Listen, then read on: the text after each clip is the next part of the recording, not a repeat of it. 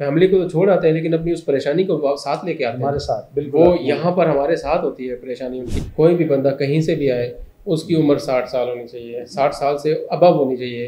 अगर कम होगी तो हमारे SOPs में नहीं है।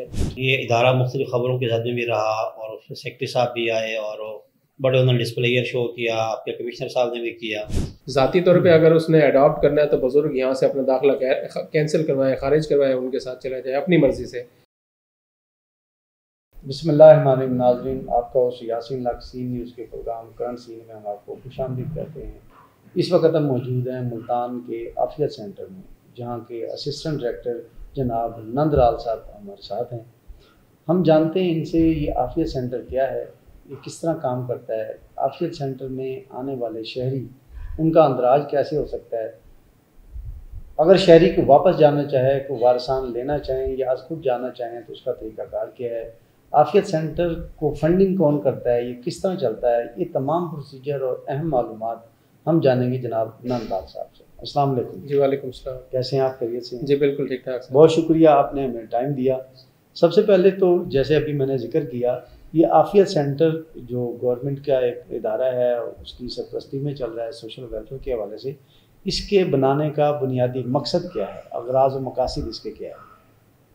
इसको बेसिकली जो इस्टाब्लिश किया गया है वो इसलिए किया गया है कि वो बुज़ुर्ग मर्द और ख़वातीन जो एज के हिसाब से 60 प्लस हों, यानी सीनियर सिटीज़न में आ गए हों, उनकी अगर एडजस्टमेंट घर में नहीं हो पा रही, वो उनकी फैमिली उनको ना ओन करे, ना अपने पास रखे, या ऐसे बुज़ुर्ग जिनकी शादी नहीं हुई, अब शादी ना होने के बाद ज़ाहिर है उनकी औलाद भी नहीं होगी और कोई भाई भतीजे भांजे किसी के ऊपर कोई ये जिम्मेदारी नहीं है कि कोई किसी अपने चाचा मामा ताया को फैमिली ना करें, तो वो उन पे कोई ज़बरदस्ती नहीं है। तो औलाद रखती है और अगर औलाद भी ना रखे तो वो ऐसे बुजुर्ग आते हैं, या ऐसे बुजुर्ग जिनकी शादी नहीं हुई या जिनके बच्चे ही नहीं हुए और उनका लाइफ पार्टनर की डेथ हो गई, अब वो अकेले हैं, उनके पास कोई रहने की जगह नहीं है, तो इस तरह के लोगों को यहाँ पर दाखिला दिया जाता है।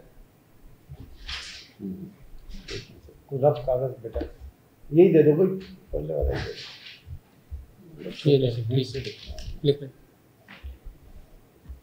जी। बहुत शुक्रिया, आपने बताई ये इदारा काम कैसे करता है, ये अपनी ज़रूरियात किस तरह फुलफ़िल करता है, ये थोड़ा सा बताएंगे हमें। सोशल वेलफेयर डिपार्टमेंट के तहत ये ओल्ड एज होम उनकी ज़ेर सरपरस्ती काम कर रहा है। इसकी जो फंडिंग है वो गवर्नमेंट ऑफ पंजाब की तरफ से है। इसके अलावा अगर कोई मिसिंग फैसिलिटीज़ हो या ऐसी कोई चीज़ हो जो गवर्नमेंट की तरफ से ना प्रोवाइड की जा रही हो, तो उसमें हमें सिविल सोसाइटी के मेंबर्स हैं, कुछ NGOs हैं या मुखैर हजरात हैं, वो हमें सपोर्ट करते हैं। अच्छा, लेकिन ज़्यादातर ये जो इदारा है वो गवर्नमेंट की मदद से चल रहा है। बेसिक लाइबिलिटी गवर्नमेंट की है, गवर्नमेंट की। अगर कोई सोशल वेलफेयर या कोई प्राइवेट सेक्टर या पर्सन करना चाहें तो मदद कर सकते, वो एक सवाब करते भी हैं माशाल्लाह। यहाँ पर आने वाले जो अफराद हैं उनकी कैटेगराइज आप किस तरह करते हैं, कैटेगरिकल किस तरह एडमिट करते हैं या आने का तरीक़ाकार क्या है? देखिए जी, यहाँ पर फैमिली के लोग भी रेफ़र कर सकते हैं, अपने पेरेंट्स को हम रख लेते हैं कोई ज़रूरी डॉक्यूमेंटेशन के बाद। बंदे ख़ुद भी आ सकते हैं, कहीं से उनको इन्फॉर्मेशन मिली कि ओल्ड एज होम है और उनका कोई रहने का जगह नहीं है, ठिकाना नहीं है, तो वो खुद आके दाखिला ले सकते हैं। तीसरा, कोई सिविल सोसाइटी मेंबर्स उनको रेफ़र कर सकते हैं, किसी भी प्लेटफॉर्म से आ सकते हैं, DC कमिश्नर के ऑफिस से आ सकते हैं। हम ज़रूरी डॉक्यूमेंटेशन के बाद अगर हमारे पास जगह है तो उसको एडमिट कर लेते हैं, क्योंकि ओल्ड एज होम पूरे पंजाब में इस वक्त 7 ज़िलों में है, जिसमें मुल्तान है, पिंडी है, फैसलाबाद है, लाहौर है, टोबा टेक सिंह है, साहिवाल है और नारोवाल है। और अब 3 जो 2025-26 का बजट है उसमें अनाउंस हुआ है सरगोदा, बहावलपुर और मुजफ्फरगढ़, ये 3 बनने जा रहे हैं इसी साल। जी माशाल्लाह, बहुत अच्छी बात बताई। आपने बताया कि एप्लीकेशन प्रोसीजर है जो मुख्तलिफ ज़राए से आता है, डायरेक्ट एप्लीकेशन देने का तरीका क्या है, या ज़िले हुकूमत या हमारा जो इदारा है सोशल वेलफेयर का, ये आम जो पब्लिक शहरी अपना कोई वालिदैन या लावारिस शख्स किसी को यहाँ लाना चाहें तो उसका तरीक़ाकार एप्लीकेशन देने का क्या है, और ज़रूरी डॉक्यूमेंट्स में उनको कौन कौन से डॉक्यूमेंट प्रोवाइड करने पड़ते हैं? सबसे पहले तो जो उम्र है वो 60 साल होनी चाहिए। कोई भी बंदा कहीं से भी आए उसकी उम्र 60 साल होनी चाहिए, 60 साल से अबव होनी चाहिए। अगर कम होगी तो हमारे SOPs में नहीं है। इसके अलावा वो अपने शनाख्ती कार्ड CNIC होल्डर हो कहीं का भी हो, अगर पाकिस्तान का शहरी है तो उसको हम रख लेंगे। उसके बाद एक हम 1-5 सर्टिफिकेट लेते हैं, उनकी पुलिस वेरिफिकेशन होती है कि उसका कोई क्रिमिनल रिकॉर्ड ना हो। ज़ाहिर है इदारे में रहना है, और इदारे में अगर कोई बंदा बाहर कोई जुर्म करके इदारे में आ गया तो उसका गवर्नमेंट ऐसे बंदे को ऑन नहीं करती, तो उसको हम फिर नहीं रखेंगे। उसके 1-5 सर्टिफिकेट ले लेते हैं, उनके कोई फैमिली मेम्बर्स के टेलीफोन नंबर्स और उनके जो कवाइफ है वो लेने के बाद हम उनको एडमिट कर लेते हैं। ऐसे लावारिस शहरी अक्सर हमारे माशरे में पाए जाते हैं जो मुख्तलिफ जराइम की मद में अदालतों का प्रोसीजर मुकम्मल करके अपने जुर्म की सज़ा काट के उनकी फैमिलियाँ उनको माशरा एक्सेप्ट नहीं करता। 60+ हैं, सज़ा तो वो काट चुके हैं, उनको भी एक्सेप्ट करते। देखें ऐसा कोई केस आया नहीं है अभी तक।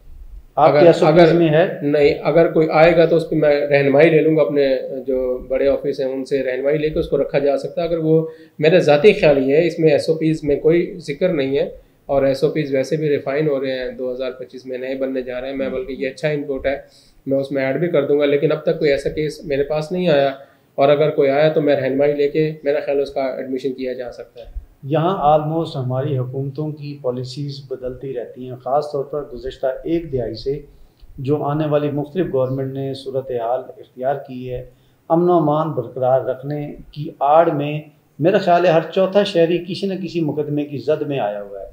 चाहे वो जैसे हमारे साबका निगरान CM साहब रह गए थे तो उन्होंने प्राइमरी स्कूल के बच्चों पर भी मुकदमा दर्ज करा दिए कि जी बगैर आप लाइसेंस के रोड पे क्यों आए, वो मुकदमात और जेल की हवा खानी पड़ी। तो ऐसी सूरत हाल में तो हर चौथा शहरी जो है उसके ऊपर कोई ना कोई छोटा बड़ा मुकदमा दर्ज है। तो मुकदमा दर्ज होना और बात, इल्ज़ाम लगाया जाना किसी भी वजह से, तो क्या ऐसे शहरी भी SOPs के उसकी खिलाफ वर्जी होगी या एक्सेप्टेबल होंगे? देखिए, मैंने पहले गुजारिश की है कि मेरे हाथ से कोई 40 दाखिले हुए हैं, 40 में से कोई एक भी ऐसा शहरी अभी तक नहीं आया जिसके ऊपर क्रिमिनल रिकॉर्ड की वजह से वो रिजेक्ट हुआ हो। अच्छा। तो अगर कोई इस तरह की सिचुएशन आएगी तो जब सिचुएशन आएगी तब हम रहनुमाई लेके इसको डील कर सकते हैं अकॉर्डिंगली। आपकी बात बिल्कुल बजा, आपका मौक़िफ़ बिल्कुल ठीक है, लेकिन ऐसा केस अभी तक कोई नहीं आया, और अगर आएगा तो हम उसकी रहनुमाई ले लेंगे, और मेरा ख्याल है कि एडमिशन हो जाना चाहिए और हो जाएगा। जी, यहाँ पर फंडिंग के हवाले से direct district government social welfare funding कर रही है, आपने बताया कि दीगर लोग भी करते हैं, तो उनकी फंडिंग का तरीक़ाकार क्या है? वो चीज़ें देते हैं आपको, चेक की सूरत में पेमेंट देते हैं, अफराद में खाना पीना और ज़रूरियात पूरी करते हैं, वो क्या तरीक़ाकार है? देखिए, गवर्नमेंट की तरफ से वेंडर होता है, वो चीज़ें हमें प्रोवाइड करते हैं। इसी तरह जो मुखैर हजरात हैं उनसे हम कैश नहीं लेते, अगर हमारी कोई ज़रूरत हो तो हम उनको चीज़ कह देते हैं, वो चीज़ हमें पहुंच जाती है। मैं आपको बताऊं, तारे ज़मीन पे ट्रस्ट है, मैडम फातिया काशिफ साहिब हैं, बहुत अच्छी डोनर हैं, मुखैर हैं, अल्लाह पाक ने उनको बहुत दिया हुआ है, तो वो हमारे साथ रेगुलर बेसिस पे हमें सपोर्ट करती हैं, लेकिन आज तक कैश में हमने उनसे कोई चीज़ नहीं ली। जब भी हमें कोई ज़रूरत होती है हम उनको वैसे गुजारिश करते हैं, रिक्वेस्ट करते हैं, वो चीज़ हमें मिल जाती है। उसका बाकायदा रिकॉर्ड होता है, एक रजिस्टर बना हुआ है डोनेशन का, उसमें एंट्री होती है और वो दफ्तर की मिल्कियत में आ जाता है। जी, बहुत सारे शहरी मुख्तलिफ हमारे कौमी इवेंट के सूरत हाल में, माह रमज़ान में, ईद, बकर ईद, दीगर हमारे ईद मिलादुन्नबी के हवाले से और इन वाक़यात में ऐसी सेंटर में आके जो लोग चाहे जेलों में हो या आफियत सेंटर में, उनको कैश की सूरत में ईदी या गिफ्ट देना चाहते हैं, तो क्या वो उन जो आफियत सेंटर के रिहायशी बुज़ुर्ग हैं वो कैश लेना उनको लिए अलाउ है या आपकी तरफ से कोई पाबंदी है? जी, कोई पाबंदी नहीं है, और ना हम कैश डील करते हैं। इदारा, अगर कोई मुखैर हजरात या कोई इदारा कैश ईदी की सूरत में देना चाहे तो दे सकते हैं। ऐसी एग्जांपल भी हैं, अभी ईद वाले दिन कमिश्नर साहब ने 2-2 हज़ार रुपये ईदीन को दिए हैं, इनको सूट दिए हैं, तो वो डायरेक्ट बुजुर्ग और उस मुखैर हजरात का बाहमी है, हम उनको लिंक कर देते हैं, सामने बिठा देते हैं, वो अपने हाथ से दे के जाते हैं। बहुत अच्छी बात बताई, ये एक अच्छी और बेहतरीन रवायत है कि कोई भी शख्स डायरेक्ट बुजुर्गों की कोई सपोर्ट करना चाहे, उनकी दिलजोई करना चाहे, तो इनकी तरफ से कोई रुकावट नहीं है। अभी आपने बड़ी खूबसूरत बात बताई कि एडमिशन का प्रोसीजर आपने बता दिया। अगर कोई बुजुर्ग आज खुद जाना चाहे, वापस अपने घर या अपनी दुनिया में वापस लौटना चाहे, तो उसकी SOPs और तरीक़ाकार क्या है? देखिए जी, जैसे वो आने के लिए दरख्वास्त दी थी वैसे जाने के लिए दरख्वास्त देगा और जा सकता है अपनी मर्ज़ी से एनी टाइम। लेकिन बदकिस्मती से मेरे एक्सपीरियंस में ऐसे कम है केसेस मेरे। हाँ जी, मेरे होते हुए आए तो हैं लोग लेकिन गए नहीं है, तो ऐसे चांसेस कम है। मैंने एफर्ट किया है, कोई 7 से 8 केसेस मैंने उनकी फैमिली के साथ रिकन्सिलेशन की है और उनको बुलाया, बाबा जी को बुलाया, कुछ सेशन फैमिली के साथ किए, कुछ बाबा जी के साथ किए, कुछ छोटे मोटे मामला थे उनको सेटल किया और उनको वापस भिजवाया है। इस तरह के बहुत कम केसेस है मेरे होते हुए। 2 साल का मेरा अरसा है, 6 से 7 केस मैं वापस भेज पाया हूँ, लेकिन मेरे हाथ से एडमिशन ज़्यादा हुए हैं और गए कम है। तो अनफॉर्चुनेटली ऐसी रविश है नहीं, ऐसी कोई रवायत है नहीं कि लोग जो आते हैं वो चले भी जाते हों, फिर वो इधर ही होते हैं मुस्तकिल तौर पर। जी, बहुत खूबसूरत इन्होंने बात की कि फैमिलीज़ के दरमियान आने वाले इख्तलाफात को ये अपने तौर पर सुलझाने की कोशिश भी करते हैं और उन बुज़ुर्गों को उनके अपनों के साथ रवाना करने की ये कोशिशें जारी रखते हैं। ये बहुत अच्छी प्रैक्टिस है। ये जो वापस जाने का प्रोसीजर है, चाहे उनके वारसान लेने आएँ या बुज़ुर्ग खुद जाना चाहें, कितने टाइम का प्रोसीजर है अगर कोई जाना चाहे तो?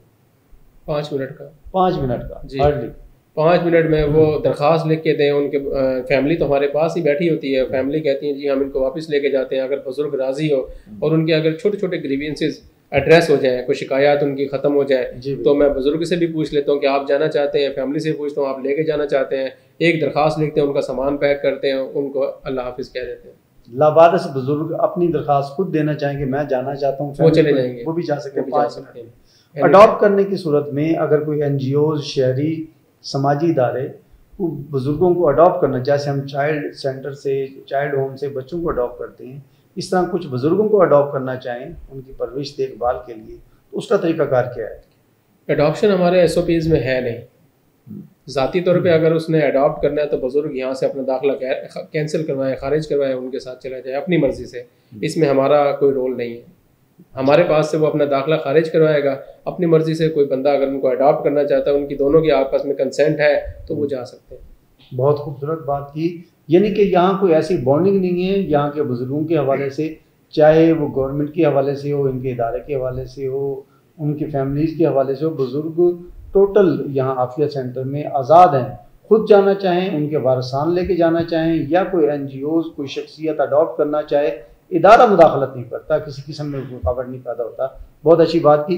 यहाँ बुज़ुर्गों के अक्सर आलमोस्ट जो 60+ हैं वो बहुत सारी बीमारियों का, बाहर आफिया सेंटर से बाहर भी बीमारियों का शिकार होते हैं, तो यहाँ के रिहायशी बुज़ुर्गों का इलाज मालजी का क्या तरीक़ाकार है?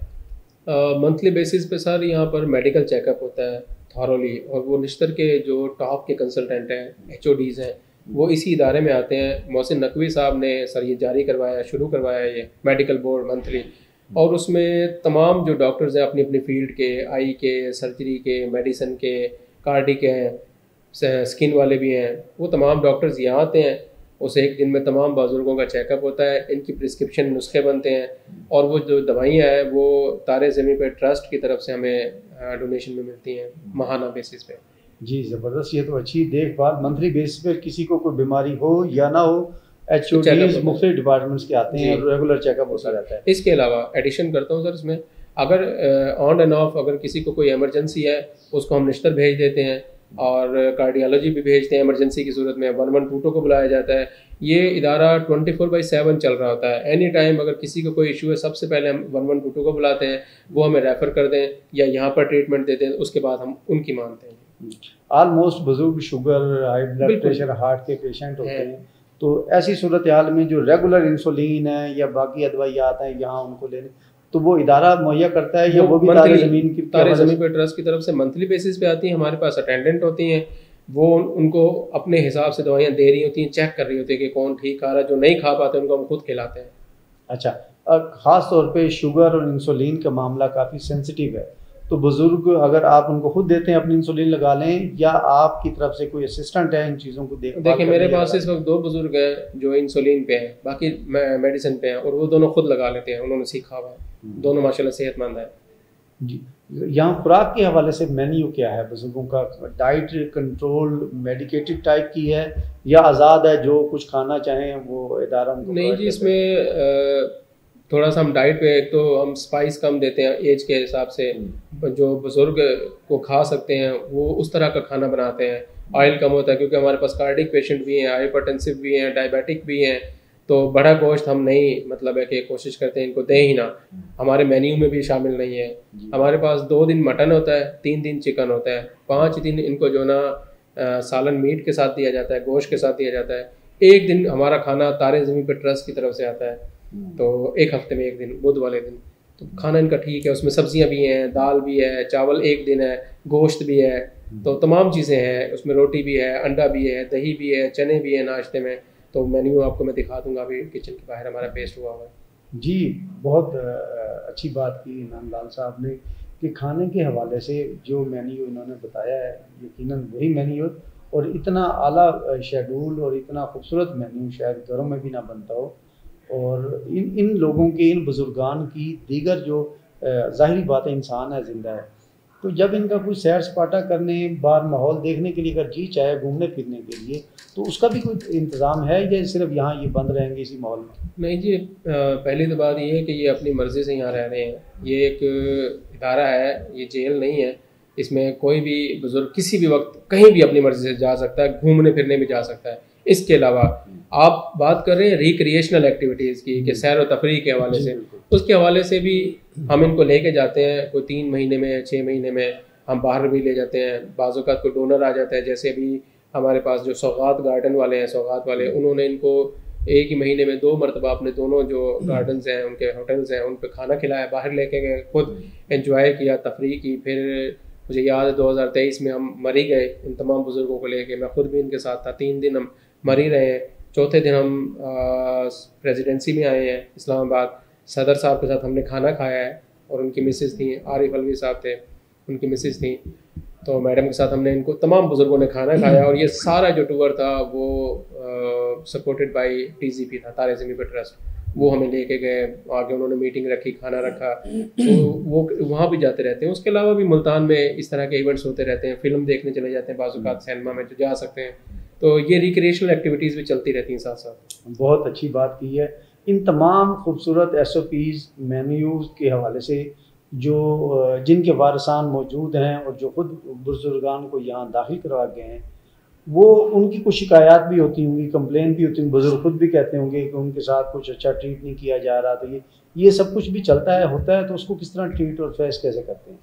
देखिए, छोटे मोटे मसले मसाइल तो होते हैं, लेकिन ओवरऑल अब बुज़ुर्गों से जब व्यू लेंगे तो ज़्यादातर ऐसे इश्यूज़ हैं नहीं। अगर इश्यूज़ कोई हैं तो वो बुज़ुर्गों के आपसी एडजस्टमेंट के हैं। बुज़ुर्ग आपस में बाज़ औक़ात नाराज़ हो जाते हैं, घर में भी हो जाता है, बाज़ औक़ात कोई स्टाफ से नाराज़ हो गया, ज़ाहिर है एक जगह पर है। और ये बुज़ुर्ग, आप इनसे मिलें, आप देखें कि ये बुज़ुर्ग डिप्रेशन, एंग्जाइटी में होते हैं। जब ये अपनी फैमिलीज़ को छोड़ के आते हैं, तो वो फैमिली को तो छोड़ आते हैं, लेकिन अपनी उस परेशानी को वो साथ लेके आते हैं हमारे साथ। बिल्कुल, वो यहाँ पर हमारे साथ होती है परेशानी उनकी।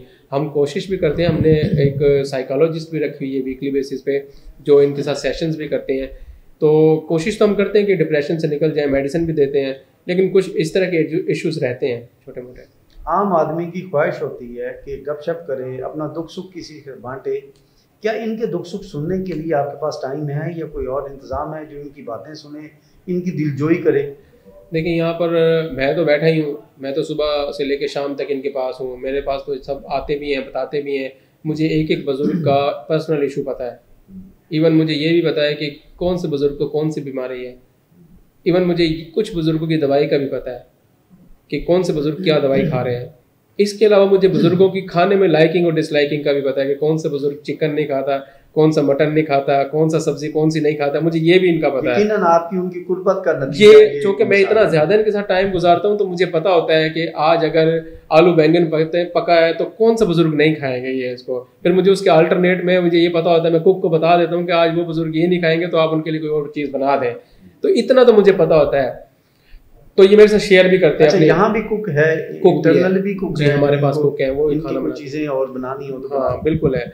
इसके अलावा यहाँ पर यूनिवर्सिटी के बच्चे बच्चियाँ आते हैं, विजिट के लिए आते हैं, तो ये उनके साथ अपने शेयरिंग भी करते हैं। कुछ बुजुर्ग ना बताते हैं, वो उनसे मिलते हैं, इनको अपने बच्चे नज़र आते हैं, उनमें बड़े खुश होते हैं। तो मैं भी ऐसी चीज़ों को इनकरेज करता हूँ। तो डिफरेंट यूनिवर्सिटी से बच्चे बुजुर्ग यहाँ पर आते रहते हैं, वैसे भी फैमिलीज आती हैं, तो उनको अलाउड होता है मिलना इनके साथ। जो इंटरनल किचन है उसका रॉ मटेरियल वो भी गवर्नमेंट सब? जी बिल्कुल, वेंडर की तरफ से, वेंडर की जाती है, गवर्नमेंट का होता है। जी नाज़रीन, बहुत शुक्रिया जनाब नंदलाल साहब का। बज़ाहिर ये एक नॉन मुस्लिम है, हिंदू फैमिली से ताल्लुक़ रखते हैं। इनके बुजुर्गान के हवाले से एहसासात, इनके जज्बात इतने आला इक़दार के हैं कि आप यकीन जानिए हम इनकी तारीफ़ किए बगैर नहीं रहते। जब भी यहाँ विज़िट किया है बुज़ुर्गों की खिदमत करते, उनके एहसासात और जज्बात, उनकी दिलजोई करते हुए देखा गया है। तो क्यों ना हम अपने माशरे में इस्लाह भी इसी तरह करें जिस तरह ये एक छोटे से आफियत सेंटर को चला रहे हैं। उन बुज़ुर्गों की गम, गुस्सा और दीगर उनकी रिएक्शन भी बर्दाश्त करते हैं, तो हम अपने घरों में अपने बुज़ुर्गों की इस किस्म के रिएक्शन क्यों नहीं बर्दाश्त कर सकते। हम वो बुज़ुर्ग जिन्होंने फूलों की तरह हमें पाला है, वो आज बड़े होकर जब वो जवान होते हैं और अपनी ज़िंदगी गुजारने के काबिल हैं, तो हम अपने बुज़ुर्गों की छोटी मोटी गुस्ताखियाँ वो बर्दाश्त करने की बजाय उन्हें घर से निकाल के इस तरह के आफियत सेंटर में लोगों के या हालात के वक्त के रहमो करम पर क्यों छोड़ देते हैं। ये एक सवालिया निशान है हमारे उन तमाम नौजवानों के लिए जिनकी परवरिश आज उनके वालिदैन उस तरह कर रहे हैं जिस तरह के एक फूल की और पौधे की नौशनुमा के लिए माली करता है, बल्कि उससे भी 1000 गुना ज़्यादा वक्त की, समाज की धूप, जलन, सब कुछ बर्दाश्त करके अपने बच्चों को बेहतरीन खाना, बेहतरीन परवरिश और ठंडी हवा देते हैं। खुदारा अपने बुज़ुर्गों का ख्याल कीजिए। और उन बुज़ुर्गान के लिए भी एक छोटी सी रिक्वेस्ट है कि अपनी औलाद, लोगों की पूरी दुनिया के जुल्म, सितम और ज़्यादतियाँ सहने की बजाय अपनी औलाद की छोटी मोटी तो बातें हैं तो उनको इग्नोर कीजिए। वो बच्चे हैं, तो उम्मीद करते हैं कि हमारे बुज़ुर्गान, हमारे बच्चे, नौजवान अपने बुज़ुर्गों का, अपनी फैमिली का ख्याल रखेंगे। माशरा बर्दाश्त से बनता है, क़ुव्वत बर्दाश्त नहीं होगी तो ये माशरा की तस्वीर दाने दाने करके बिखर सकती है। उम्मीद करते हैं कि इसी तरह ये सिलसिला घरों में बर्दाश्त का जारी और सारी रहेगा। हम अपने बुज़ुर्गों को अपने सीने से लगा के रखेंगे ता वक्त क़यामत तक। जी नाज़रीन, हमारे साथ इस वक्त तशरीफ़ रखते हैं मलिक रिजवान अवान साहब। ये एक NGO चला रहे हैं, माशाल्लाह बहुत अच्छी तरीके से ये लोगों की फलाह बहबूद और खिदमत के हवाले से एक्टिव रहते हैं। ये इनकी मिसेज भी, तो हम जानते हैं इस आफियत सेंटर के हवाले से इनकी क्या राय है। जनाब मलिक रिजवान साहब, अस्सलाम वालेकुम। जी वालेकुम सलाम। कैसे हैं, खैरियत से हैं? जी अल्हम्दुलिल्लाह। ये आफियत सेंटर मुल्तान में, इसके हवाले से आपकी क्या राय है? जी यासीन लक साहब, आपका बहुत शुक्रिया, आपने अपने चैनल के प्लेटफॉर्म से आपने हमें मौका दिया। दर्द दिल के वास्ते पैदा किया इंसान को, वरना तात के लिए कम न थे कुछ करोगे यहाँ।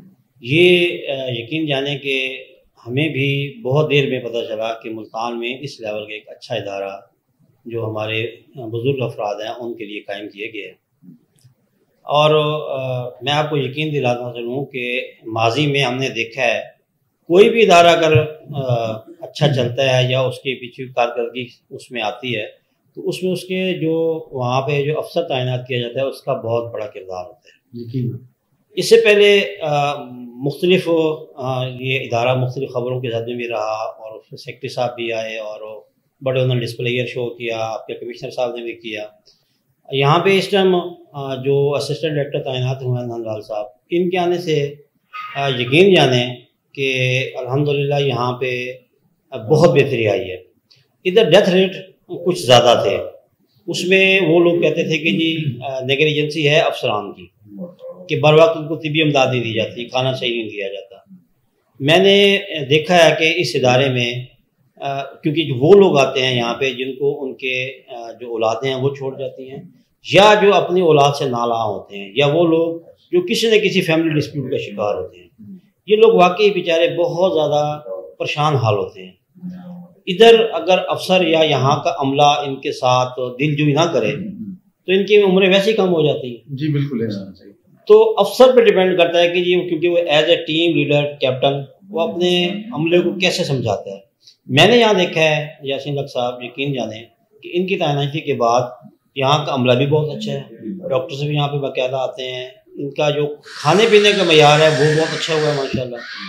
और नंदलाल साहब की अच्छी खूबी ये है कि ये जो डोनर इनको देता है उसमें मन ऐसे ही बुजुर्गों में वो चीज़ें तकसीम, पूरी ईमानदारी और दयानतदारी से तकसीम, पूरी ईमानदारी से। इसमें मैं क्योंकि ये चीज़ें गवाही होती है और गवाही जो है आपको पता है हमारे यहाँ उसका एक बड़ा एक वज़न और एक अजर है।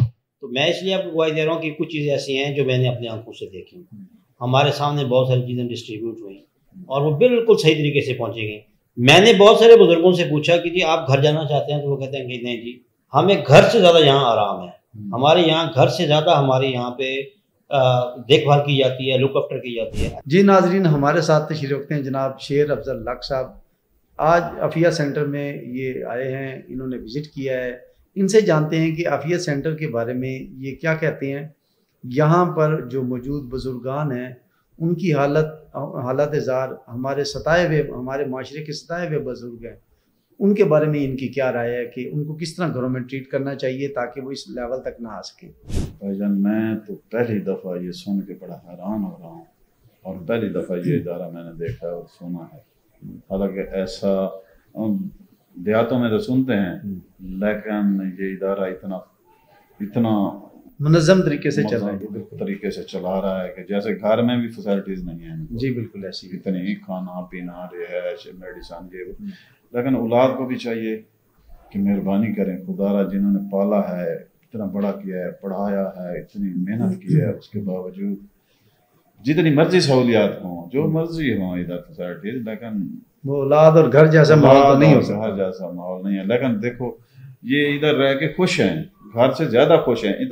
इसका मतलब है वो इतने तंग तो हैं ना घर से। वहाँ घर में बच्चों के, उनकी बीवियों के जो मजालिम थे उनके आलमोस्ट से जाना को तैयार नहीं है वो। देखो, मैंने सुना है कि वो पूरे 2 साल में 8 आदमी वापस गए हैं, कोई जाना को तैयार नहीं है, इधर ही है और खुश हैं। तो कहने का मतलब है उन पे इतनी तो परेशानी। उन बच्चों के बारे में क्या कहेंगे जो यहाँ अपने हाथों से अफिया सेंटर में इन बुजुर्गों को जमा करवा रहे हैं? हम कहेंगे अल्लाह उनको हिदायत दे, यही दुआ करेंगे, अल्लाह हिदायत दे। बाकी उनको हम कुछ और तो नहीं कह सकते, क्या कहें, उनको अल्लाह हिदायत दे बस। यकीनन वो बदबख्त बच्चे हैं, ये जो ऐसे कर रहे हैं उनके साथ भी ऐसे होगा। ये मकाफात अमल है, ये चलता है, ये ऐसे होगा जैसे वो कर रहे हैं, ऐसे होगा। ये माशाल्लाह आपकी मेहरबानी, आपने जो है मैंगो पार्टी के लिए अरेंज किए, इकट्ठा किया और इस सीजन का जो रूट है उनके लिए लेके आए, ये बड़े शौक से एंजॉय करते हैं और इस तरह की एंटरटेनमेंट ये तलाश कर रहे हैं। माशाल्लाह मैंगो एंजॉय कर रहे हैं आप भी। जी जी, इनके साथ कर रहे हैं, ताकि ये महसूस नहीं करें। भाई आप ले नहीं यार, आधे पर्सन आपके वीडियो करते हैं, आप जो है अभी वीडियो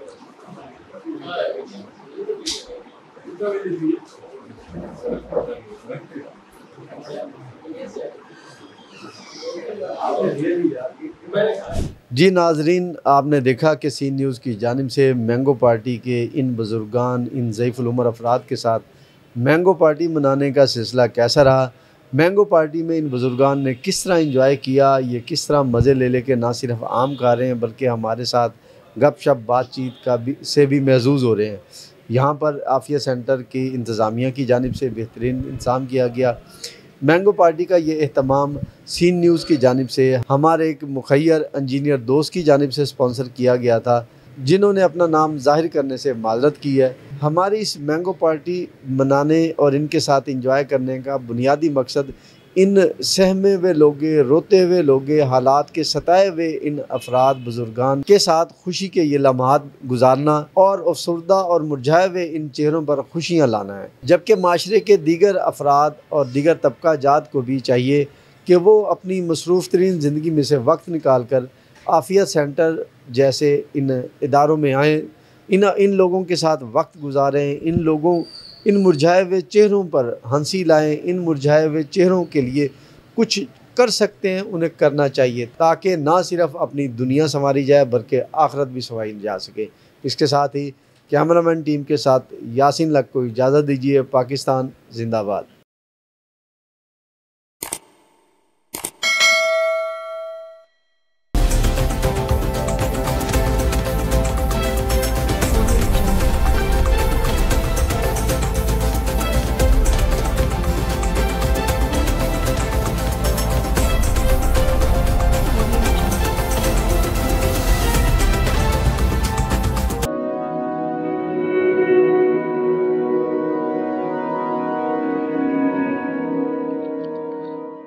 रिस्क अल्लाह के हाथ में है और कभी कभी रज़ाक रिस्क की तकसीम का एहसास उन लोगों को भी अता फरमा देता है कि जो हालात की कड़ी धूप में शजरे सायादार होते हैं।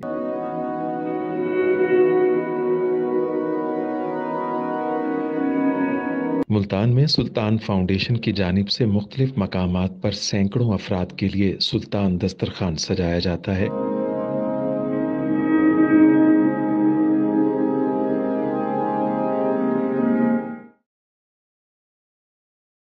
हर इंसान सुल्तान दस्तरखान का मेहमान बनता है।